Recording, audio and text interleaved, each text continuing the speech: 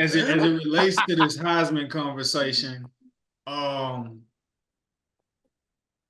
if I had to, if I had to pick right now, bro, just off respect for the game, and we've seen quarterbacks come a dime a dozen doing what being spectacular as Jalen Milroe, I would give it to Travis just to respect the game. And I feel like for him not to get it, if you had to choose today, would be utterly would be an utter disrespect to the game, considering we should all know, at least true football players should know how difficult what he's doing is.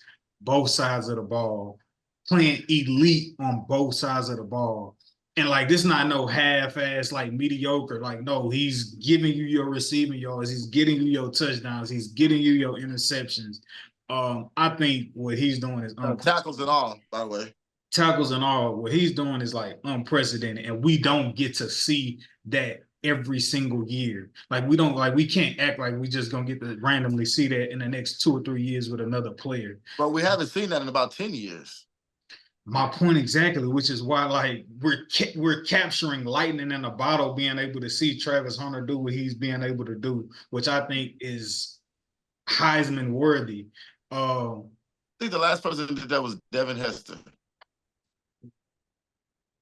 I do still feel like, has he played anybody worthy yet where it sticks? Granted, I'm not taking away from him. I'm just finding he played anybody where it sticks yet. Well, he's been doing it since on he started. Both sides, or at least one side is overpowered. Where the corner you're playing against is overpowering, or the receiver you're playing against is overpowering. I would say, to your point, right? He doesn't have control over who he plays. Facts. However, the team, like, they just went to go play UCF. They were underdogs, and they came out on top in their game. Him, touchdown, interception. So it's just like, not everybody could play Bama every week. I'm not saying that's what you're saying. That's but fine, like, yeah. Not everybody could. So they just like, whoa. I wouldn't want to do that.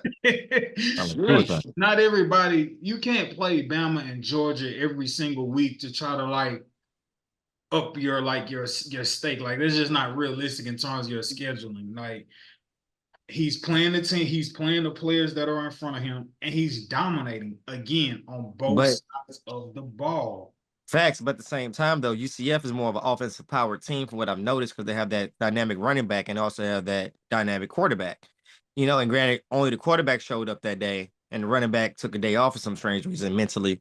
Which I feel like was their downfall.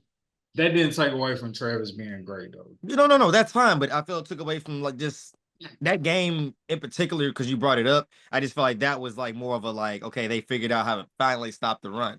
Therefore, they made it one-dimensional, and they made it hard on them.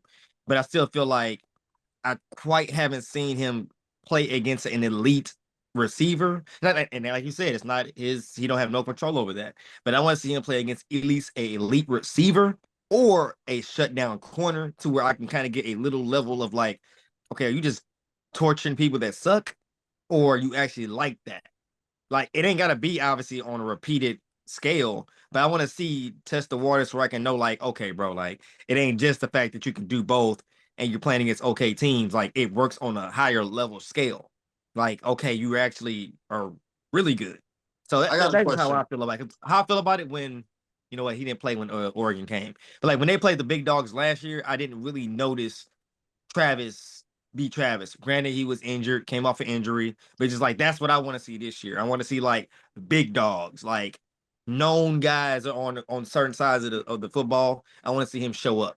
Now, I'm not taking away from his talent, but that's why I'm not like blown away. I'm just like, I mean, what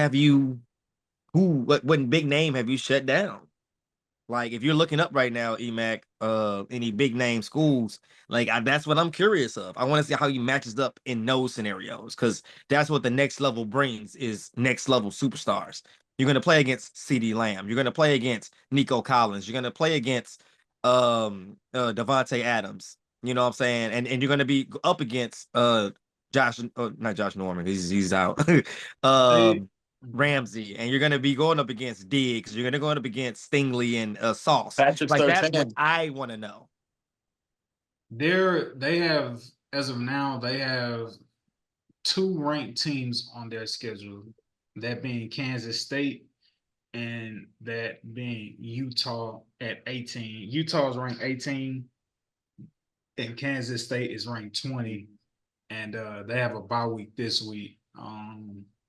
So yeah. As far as you know, any elite players on one of those sides of the ball, If either I'm not receiving or mistaken, I want to corner. say Cincinnati. I think his last name is Henderson. I think he's a decent wide out for Cincinnati. Last name Henderson. But 4 out of 5 games, 4 out of 5 games, Travis has over 100 yards receiving.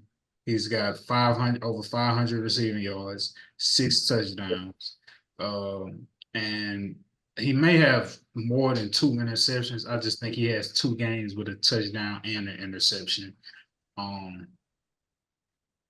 Which That is is great. Those are great numbers. I'm not doubting that. I just want to know that next level because I feel like Heisman is just like that's where it can be broken very easily.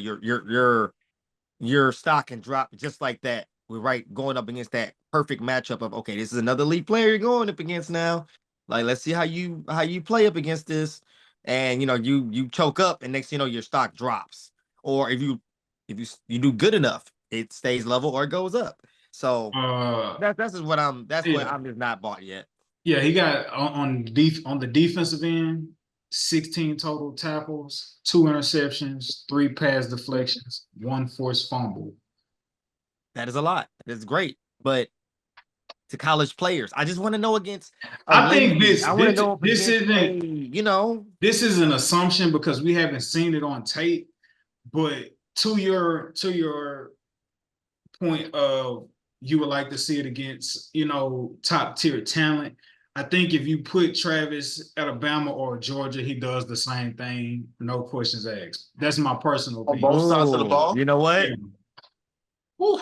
I want to see it against Ryan Williams.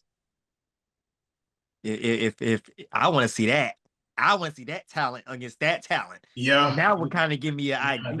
that's a heavyweight match. Woo! Because I think what you're saying is you don't know how to give him his full proper grading because you don't really know how to gauge the talent he's really been going up against. Exactly. Now, granted, I'm not taking away from those fellas, but just like I need to see some first rounders you're going up against to where I just get like an idea. You don't have to shut them down, but I just need to know, like, okay, on that scale, you get torched by that first rounder. I'm sorry, bro. You're not Heisman. It What don't I make no sense. You shouldn't get torched.